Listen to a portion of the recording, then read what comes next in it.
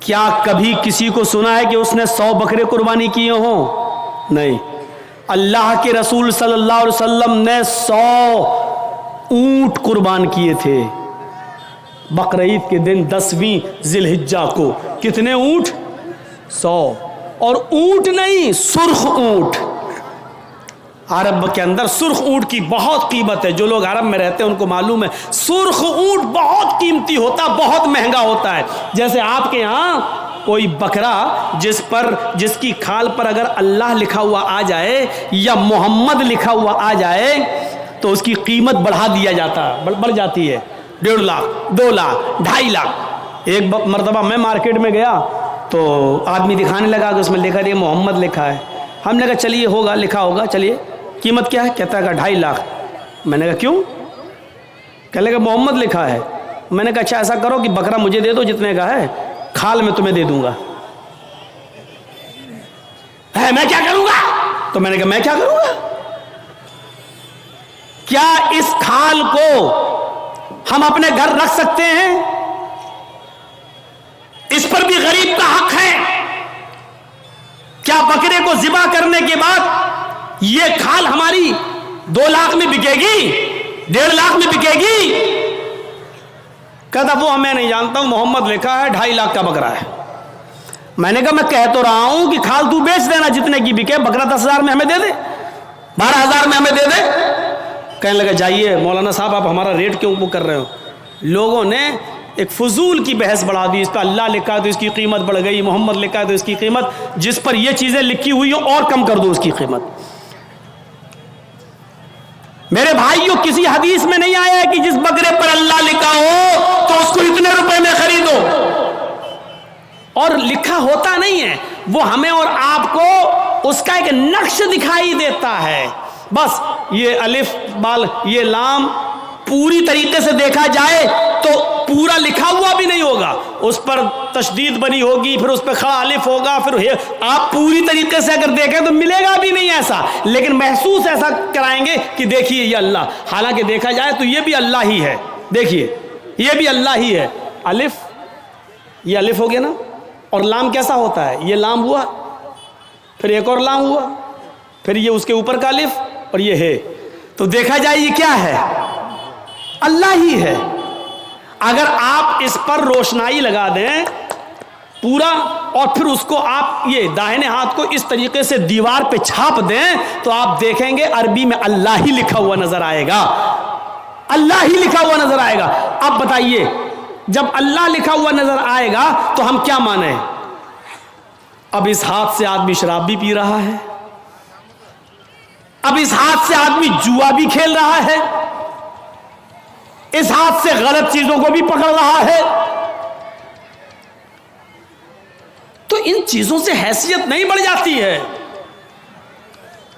سادھوؤں کی طرح اللہ کے رسول کے پاس سب کچھ تھا لیکن کوئی چیز آپ نے اپنے اوپر خرچ نہیں کی.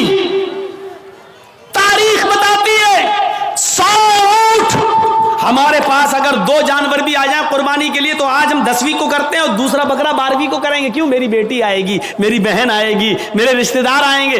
دوسرا بکرا ہم 12ویں تاریخ کو کریں گے اپنے رشتہ داروں کو دعوت دینے کے لیے. لیکن اللہ کے رسول نے 100 سرخ اونٹوں کی قربانی کی اور ایک ہی دن کی 10ویں تاریخ کو. میں یہ نہیں کہہ رہا ہوں 11 کو نہیں کر سکتے ہو، 12 کو نہیں کر سکتے ہو، 13 کو نہیں. میں منع نہیں کر رہا ہوں، جائز ہے. کل ایام التشریق ذبح، ایام تشریق کے سارے دن قربانی کے دن ہے. میں منع نہیں کر رہا ہوں، لیکن اللہ کے رسول نے 11ویں اور 12ویں کو اور 13ویں کو قربانی نہیں کی. آپ نے 100 اونٹ بھی ذبح کیے تو 10 کو کیے ہیں. 100 اور گوشت سارا کا سارا تقسیم کر دیا. آپ نے اپنے پاس کچھ نہیں رکھا. جرجیت صاحب شادی سے پہلے کس پہ سوتے تھے؟ دری پر، چٹائی پر. جرجیت صاحب کی شادی ہو گئی، جہیز میں ڈبل بیڈ مل گیا، مسہری مل گئی، بستر مل گیا. شادی کے بعد ہماری سونے کی سٹائل بدل گئی، چلنے کی سٹائل بدل گئی. جرجیت صاحب سائیکل پہ چلتے تھے، اب بائک پہ چل رہے ہیں. بڑے آدمی ہیں، 4 व्हीलर भी दे दी होगी, हो सकता है ससुराल वालों ने, अब 4 पहिए की गाड़ी पे चल रहे हैं, रहने की स्टाइल बदल सकती है, लेकिन मोहम्मद रसूलुल्लाह 25 साल की उम्र में जब 40 साल की एक बूढ़ी औरत खदीजा से निकाह करते हैं। खदीजा अरब की बहुत बड़ी दौलतमंद और रईस खातून थी। जब अल्लाह के रसूल की शादी उनके साथ होती है तो खदीजा अपने साथ सारा माल भी लेके आती हैं, सारा खजाना लेके आती हैं, सारा बिजनेस लेकर आती हैं। अल्लाह के नबी सल्लल्लाहु अलैहि वसल्लम शादी के बाद भी उसी चटाई पर, उसी इकहरे बिस्तर पे सोया करते थे जो शादी से पहले आप सोया करते थे। आप ताज्जुब करेंगे, एक बार अल्लाह के नबी सल्लल्लाहु अलैहि वसल्लम जिस बिस्तर पे सो रहे थे, हजरत आयशा ने उस बिस्तर पर लेट कर देखा जो काफी गड़ रही थी। फरमाया अल्लाह के नबी को ये बिस्तर कितना गड़ता होगा, कितना चुभता होगा। हजरत आयशा ने उस बिस्तर को दोहरा कर दिया, दोहरा इकहरा था उसको दोहरा कर दिया ताकि थोड़ा सा नरम हो जाए। अल्लाह के नबी उस बिस्तर पे सो जाते हैं, तहज्जुद की नमाज में नहीं उठ पाते हैं। जब आंख खुली तो फजर का वक्त था, फजर की नमाज पढ़ाने के बाद जब घर पे आते हैं तो पूछते हैं आयशा तुमने बिस्तर पर ऐसी कौन सी चीज बिछा दी थी? आयशा तुमने बिस्तर पर ऐसा क्या बिछा दिया था? आज मुझे नींद आ गई और मैं रात में अल्लाह की इबादत न कर सका, तहज्जुद के अंदर उठ नहीं सका। फरमाया अय अल्लाह के नबी बिस्तर के नीचे तो मैंने कुछ नहीं बिछाया, वो बिस्तर जो इकहरा था उसको मैंने दोहरा कर दिया। मैंने लेट कर देखा, आपको कैसे नींद आती होगी, वो तो काफी चुभ रहा था, काफी गड़ रहा था, मैंने उसको दोहरा कर दिया। फरमाया आयशा ऐसा मत करो, जैसा बिस्तर पहले बिछाती थी उसी तरह बिछाओ, बिस्तर को इकहरा रहने दो, मेरी पीठ पर गड़ता है तो गड़ने दो, मेरी पीठ पर चुभता है तो चुभने दो। जब बिस्तर गड़ता था चुभता था तो मेरी आंख खुल जाती थी और मैं रात में उठकर तहज्जुद की नमाज पढ़ लिया करता था, अल्लाह को याद कर लिया करता था। आयशा आइंदा बिस्तर उसी तरह बिछाओ, मेरे लिए आराम का ऐसा इंतजाम न करो कि बिस्तर पर मुझे नींद आ जाए और फिर मैं उस रात में उठकर अल्लाह को याद न कर सकूं, उस रात उठकर मैं अल्लाह को का जिक्र न कर सकूं, तहज्जुद की नमाज न पढ़ सकूं। आयशा अल्लाह ताला को रात की तारीकियों में याद करने का मजा कुछ और है, जब सारी दुनिया सो रही होती है और मेरी करवट, मेरी कमर नरम गरम बिस्तरों से अलग होती है और सजदे में सर होता है, तो उस वक्त का मजा कुछ और होता है कि सारी दुनिया ख्वाबे खरगोश में मस्त है और अल्लाह का एक बंदा अपने रब से अजाब जहन्नम की पनाह मांग रहा है, जन्नत का सवाल कर रहा है, रात की तारीकी में अपना सर सजदे में रख के उसको मालिक और अपने आप को अल्लाह का गुलाम बना रहा है।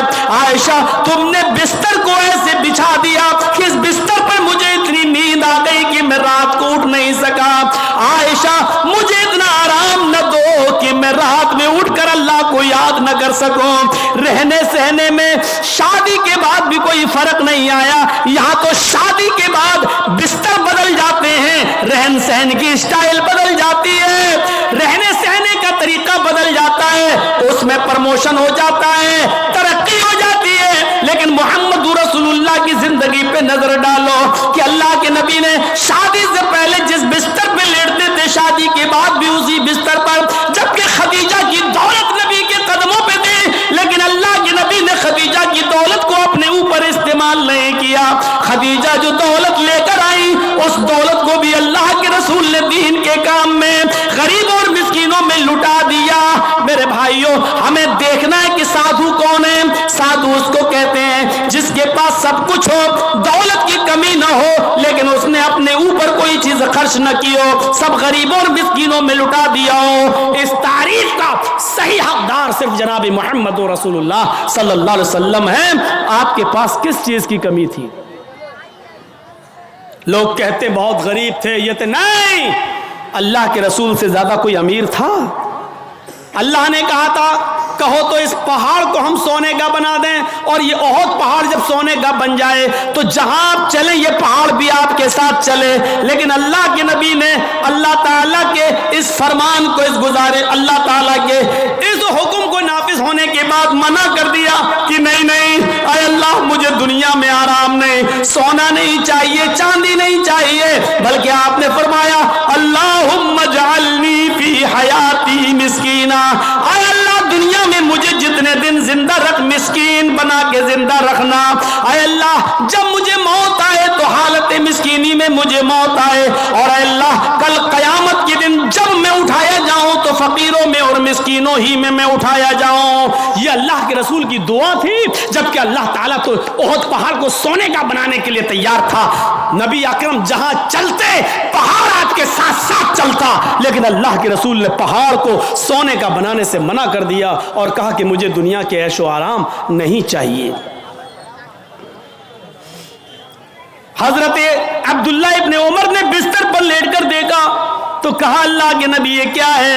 جب اللہ کے نبی اس بستر پر سو کے اٹھے تو دیکھا کہ اس نشان پڑ گئے۔ آپ کسی کھردری چٹائی پر لیٹیے، ننگی پیٹھ، جب آپ اٹھیں گے تو چٹائی کے نشان آپ کی پیٹھ پر پڑ جائیں گے۔ اللہ کے نبی کی پیٹھ پر جب نشان پڑے تو حضرت عبداللہ ابن عمر نے جب یہ دیکھا تو چیخ پڑے اے اللہ کے رسول، آپ تو نرم یہود و نصارہ تو نرم گرم بستر پر سوئیں، اور آپ جو ہیں ایسی چٹائی پر جس سے آپ کے نشان پڑ جائیں، نہیں نہیں آج کے بعد آپ اس چٹائی پر نہیں سوئیں گے۔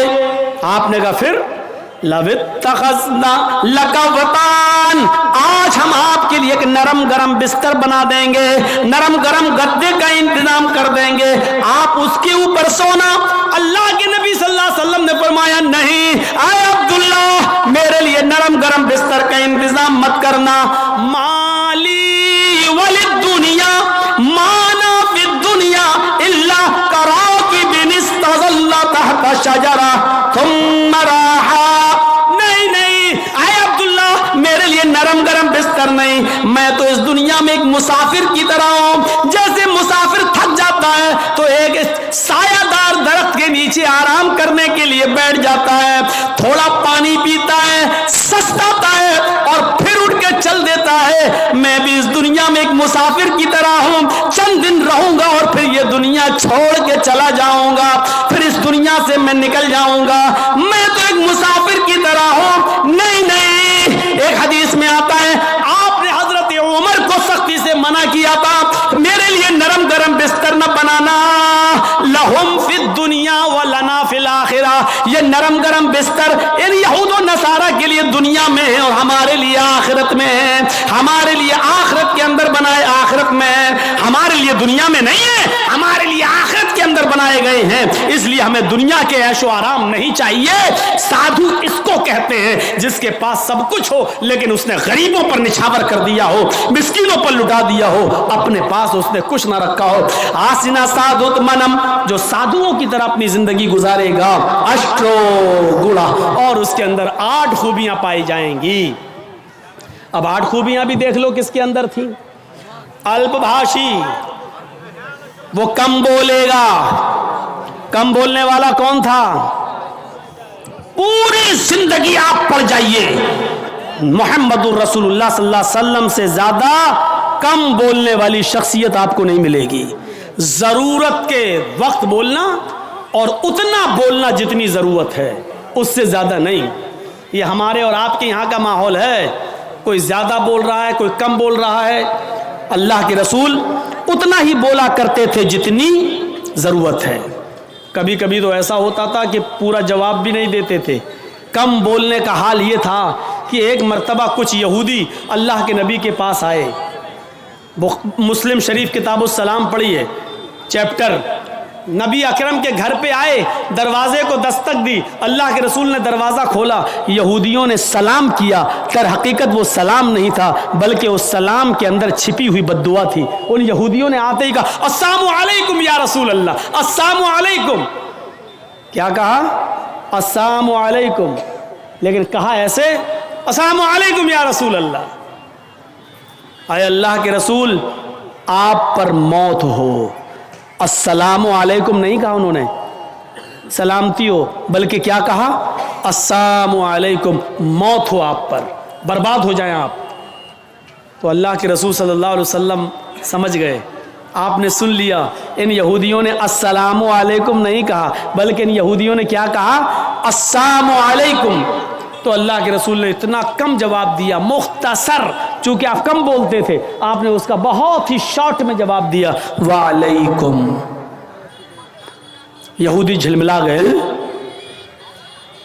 یہودیوں نے کہا السلام علیکم موت ہو آپ پر, آپ نے اس کے جواب میں صرف اتنا کہا وعلیکم تم پر ہو, یعنی جو تم مجھ پر بھیج رہے ہو وہ تم پر ہو.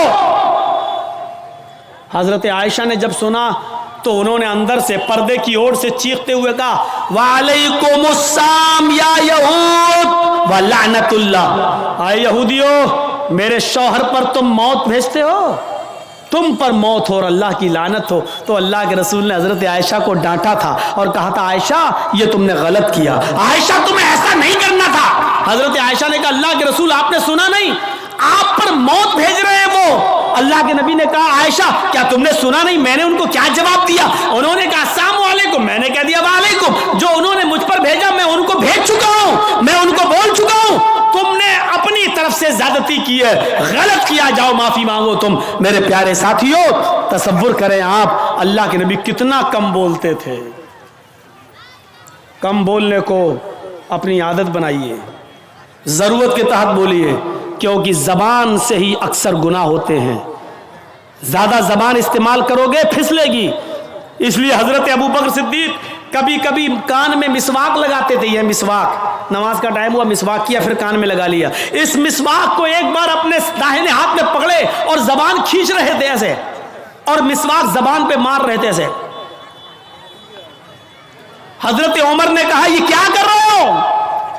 کہا اس زبان کو سزا دے رہا ہوں. کہا کس بات کی؟ یہی زیادہ بولتی ہے, اس کو اوقات میں رکھ رہا ہوں, اس کو بتا رہا ہوں دیکھ اگر زیادہ بولنے کا کام تو نے کیا تو تیری پٹائی لگے گی اس مسواک سے. ایسا میں اس لیے کر رہا ہوں تاکہ زبان ہماری کنٹرول میں رہے, کیونکہ اکثر لوگ جہنم میں زبان کی وجہ سے جاتے ہیں. یہی وجہ تھی کہ اللہ کے نبی صلی اللہ علیہ وسلم نے جنت میں جانے والے لوگوں کی جب ایک لسٹ تیار کی تو ان نوجوانوں کو نہیں بھولا. فرمایا آئے نوجوانوں تم مجھے دو چیزوں کی ضمانت دو, تم مجھے دو چیزوں کی ضمانت دو, میں تمہیں جنت کی ضمانت دیتا ہوں. من یضمن لی, کون ہے جو مجھے دو چیزوں کی ضمانت دیتا ہے؟ تم مجھے دو چیزوں کی گارنٹی دو, میں تمہیں جنت کی گارنٹی دیتا ہوں. صحابہ نے پوچھا اللہ کے نبی وہ دو چیزیں کیا ہیں؟ آپ نے فرمایا الفم والفرج, ایک منہ, ایک زبان اور دوسری شرمگاہ یعنی زناکاری. تم مجھے ان دو چیزوں کی ضمانت دے دو کہ میں زبان سے جو بھی بولوں گا سچ بولوں گا, کبھی جھوٹ نہیں بولوں گا, کبھی کسی کی غیبت نہیں کروں گا, کبھی کسی کی برائی نہیں کروں گا, کبھی کسی کی چغلی نہیں کروں گا, کبھی کسی کو تکلیف نہیں پہنچاؤں گا. اور دوسری اس بات کی گارنٹی دے دو کہ میں کسی کی ماں بہن بیٹی پر غلط نظر نہیں ڈالوں گا اور اس کو کبھی غلط نظر سے نہیں دیکھوں گا, زنا نہیں کروں گا. تم اپنی ان دو چیزوں کی ضمانت دے دو, جو مجھے ان دو چیزوں کی ضمانت دے گا میں اس کو جنت کی ضمانت دیتا ہوں, یعنی وہ میرے ساتھ جنت کے اندر جائے گا. زبان کی وجہ سے اکثر لوگ جہنم میں جاتے ہیں اور دوسری شرمگاہ زناکاری کی وجہ سے جہنم کا شکار ہوتے ہیں لوگ. تو میرے پیارے ساتھیوں اللہ کے رسول بہت کم بولا کرتے تھے اور کم بولنے کا حکم بھی دیا کرتے تھے کہ لوگوں ضرورت کے تحت بس بولو, زیادہ مت بولو. بہو بھاشتا, مستقبل کی باتیں بتائیں گے, اس میں کوئی شک نہیں کہ اللہ کے نبی نے بھوشیہ کی بہت سی باتیں بتائیں, مستقبل کی بہت سی باتیں بتائیں. قرب قیامت ایسا ہوگا, ایسا ہوگا, ایسا ہوگا, لیکن آپ نے اپنی طرف سے کچھ نہیں بتایا. ما ينطق عن الهوى ان هو الا وحی یوحى, میرے نبی اپنی طرف سے کچھ نہیں بولتے, وہ جو کچھ بھی بولتے ہیں اللہ رب العالمین کی طرف سے وحی کیا جانے کے بعد. لیکن مستقبل کی باتیں بتائیں, یہ بات ٹھیک ہے نہیں؟ دیکھیے اللہ کے نبی نے 1400 سال پہلے فیوچر کی یہ بات بتائی تھی جو آج حرف بحرف ثابت ہو رہی ہے. نساؤن کاسیاتن عاریاتن ممیلاتن ومائلات,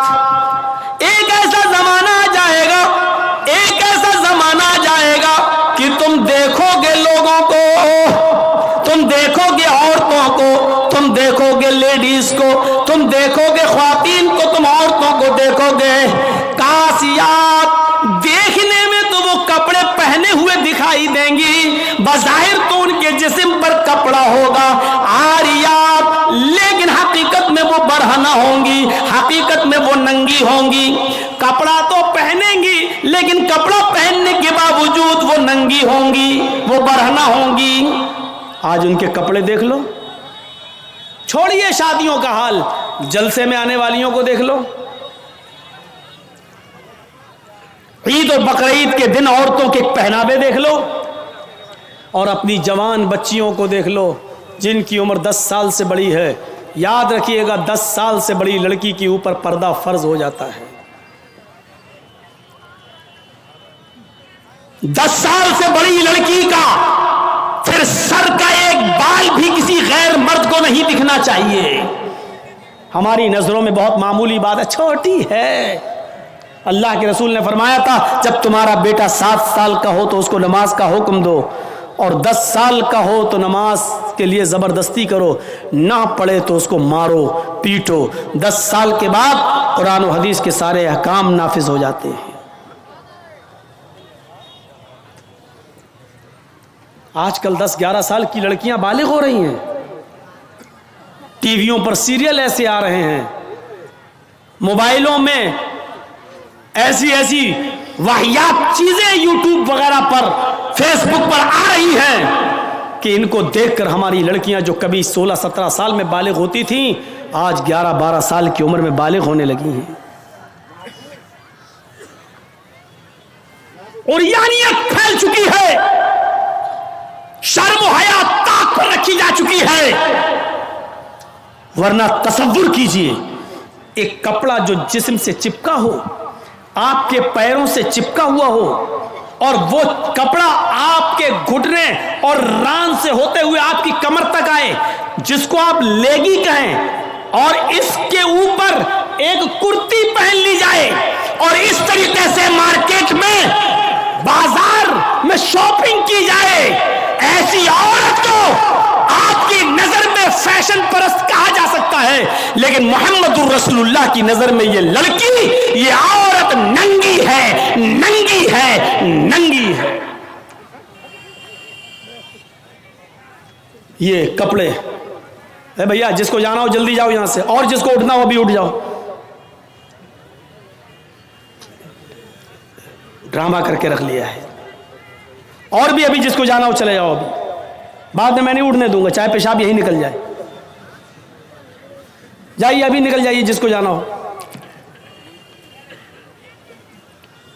عاریات ہماری نظروں میں فیشن پرست ہیں, لیکن اللہ کے رسول نے ایسی عورتوں کو کیا کہا؟ ننگی. میں نے نہیں کہا, پوچھو ان علماء سے عاریات کا مطلب کیا ہوتا ہے. کاسیات کپڑے پہنیں گی, عاریات لیکن ننگی ہوں گی. ایسی عورتوں کے بارے میں کہا ہے ننگی ہوں گی. یہ ہاف آستینوں کے کپڑے یہاں چل رہی ہے, یہ کھلا ہوا ہے. ساڑیاں چل رہی تو ایسی کہ یہاں تک کا بلاؤز پہنے ہوئے ہیں, یہ کھلا ہے, پیٹ کھلا ہوا ہے.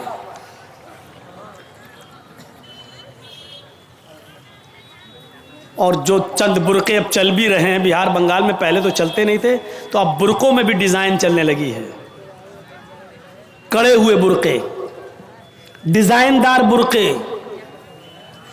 اب ایک بات بتائیے, برقعے کو آپ ایک تو ڈیزائن دار بنا رہے ہیں, اور دوسرا جب عورت یا لڑکی جب برقع اوڑھتی ہے تو سینے پر پھول بنا دیے آپ.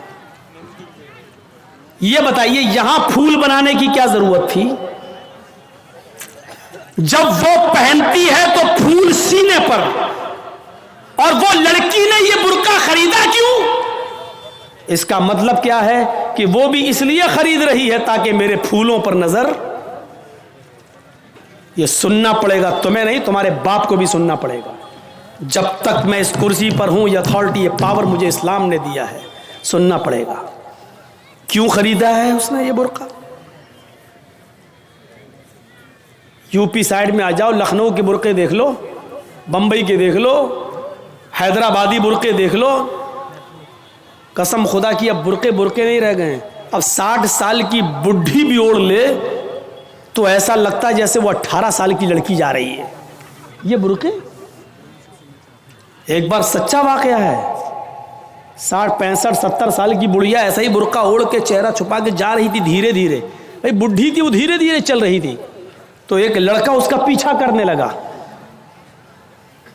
20 22 سال کا لڑکا اس بڈھی کا پیچھا کرنے لگا, کیونکہ جو سوچنے لگا برقع